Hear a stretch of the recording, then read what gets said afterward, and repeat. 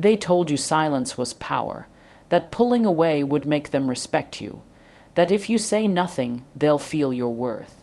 But what if I told you that silence is the very thing destroying everything you're trying to protect?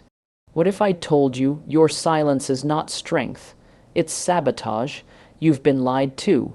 And while you're busy giving the silent treatment, thinking you're in control, you're actually teaching the person you love how to live without you. You think they'll come running, you think they'll beg, but every time you go quiet, you're pushing them closer to emotional detachment. And once they detach, it's over, not in words, not in a fight, not in a dramatic exit, just quiet, cold indifference. The very silence you used, mirrored back to you. This isn't just about relationships. It's about how you've been taught to avoid vulnerability and call it maturity. It's about the lies your ego feeds you when you're hurt. You're not protecting peace. You're hiding from truth. And the cost is love, trust, connection. In the next few minutes, you're going to hear the raw truth no one else had the courage to tell you. We're going deep into the psychology, the patterns, the pain, and how to fix it before it's too late.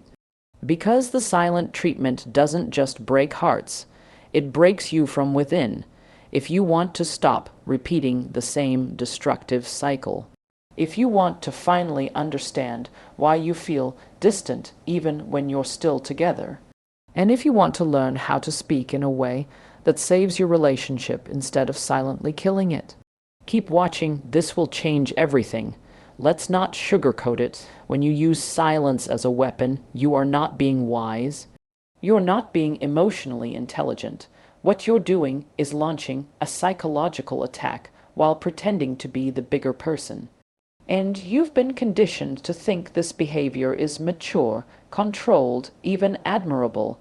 But let's tell the truth today. The silent treatment is not control.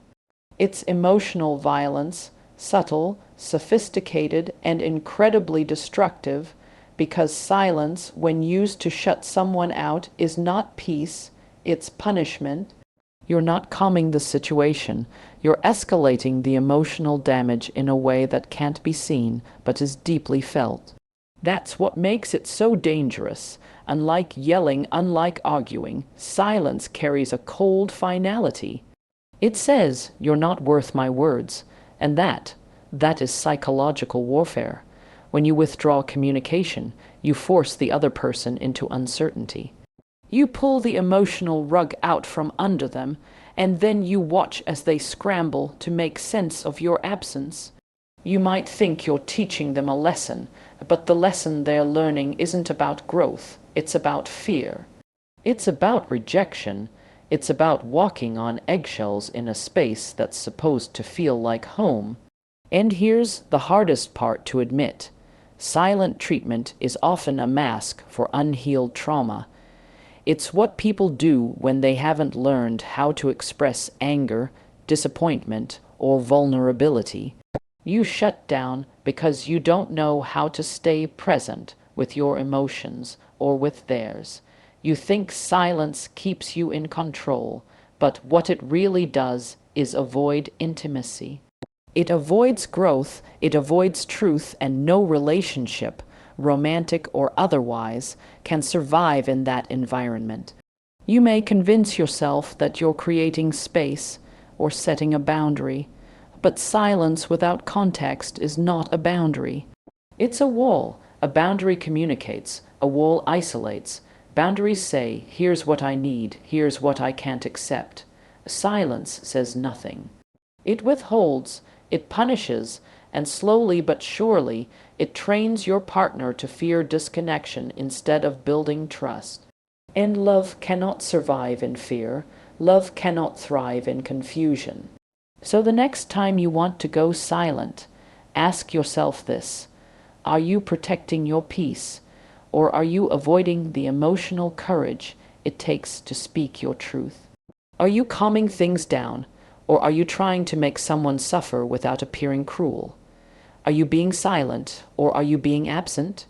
The most dangerous thing about using silence as punishment is that it feels righteous. You feel like you're taking the high road.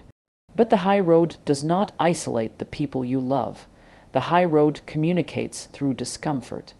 It confronts, it explains, it listens, because real strength is not in withholding love. It's in giving it with clarity and honesty, even when you're hurting. So if you think you're winning by staying silent, ask yourself this: what are you really winning?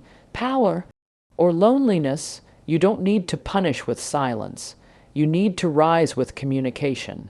And if you can't say the hard things out loud, someone else will come along who can. Let's talk about connection, the real lifeblood of any relationship. And here's what most people never truly understand. Connection isn't built in moments of ease. It's built in moments of tension. The way you speak when you're frustrated, the way you choose to listen when you're misunderstood, the way you show up when it's hard. That's where emotional intimacy is forged. Silence in these moments doesn't preserve peace. It destroys the bridge that holds the two of you together. Think about it. Every time you choose silence instead of dialogue, you're not avoiding a problem. You're avoiding each other. And when you do that long enough, you lose touch with what the relationship even is. You go from lovers to strangers who live in emotional isolation.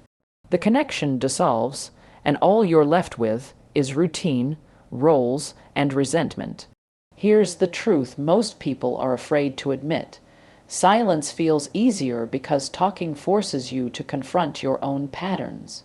It forces you to be accountable, not just for what was done to you, but for how you respond. When you speak, you risk being misunderstood. You risk being vulnerable. You risk not being in control.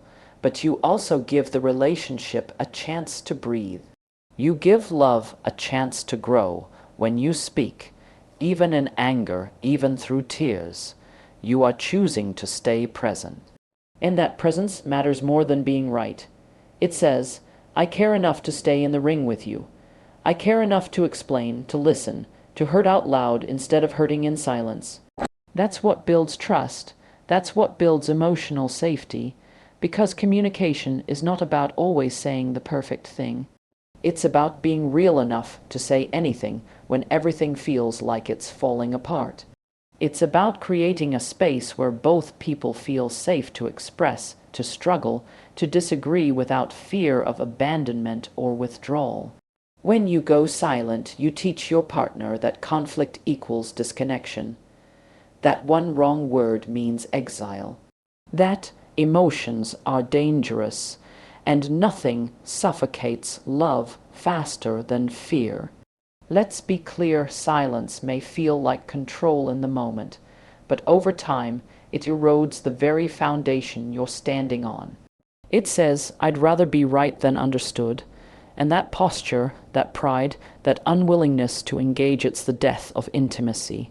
Because connection is never born from silence, it is born from the courageous act of communicating through discomfort. So the next time you're tempted to go quiet, ask yourself, am I protecting peace, or am I avoiding presence? Is this silence healing us, or is it hiding me? If you want a relationship that grows, one that thrives, deepens, and heals, then you must speak. Even when it's awkward, even when it's hard, even when you're angry, speak, because it's not the argument that breaks the bond, it's the silence that follows.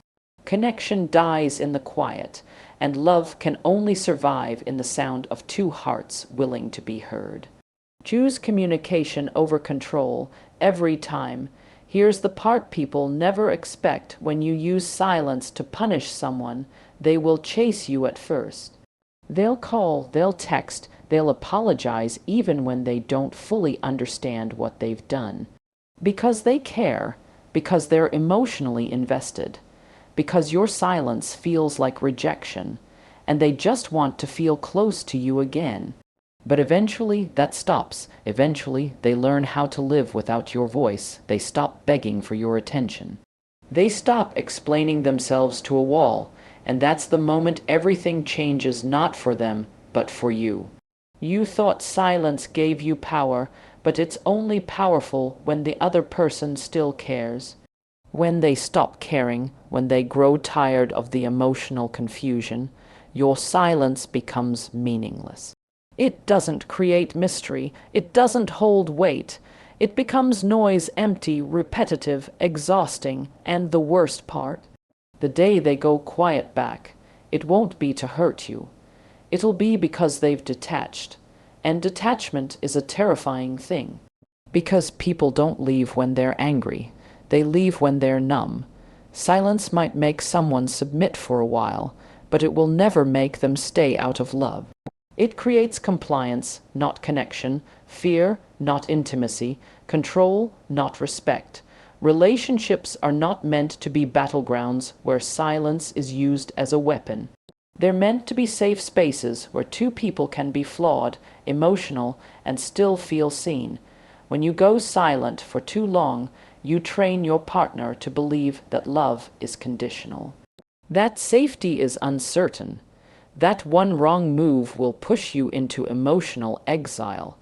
And when they believe that long enough, they begin to pull back, not to punish you, but to protect themselves. The irony is heartbreaking. You give the silent treatment to feel powerful, but all you do is build distance. You think they'll chase harder, love deeper, fight for you more, but what you're actually doing is making them feel like they're never enough. And people don't stay where they constantly feel inadequate.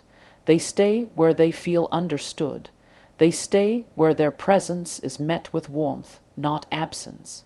Eventually, your silence becomes the very reason they stop trying. And when they stop trying, no amount of words, no apology, no grand gesture can undo the damage. Because what they'll remember is not what you said, but how many times you said nothing when it mattered most. So here's the truth you must face. The longer you use silence to win, the closer you come to losing everything that matters. You don't win love through fear. You don't build trust through absence. You don't keep a relationship alive by making the other person feel disposable. The most dangerous thing about silence is that it teaches the other person how to live without you. Let that settle in your heart, then use your voice not as a weapon but as a bridge. Before silence becomes goodbye, speak.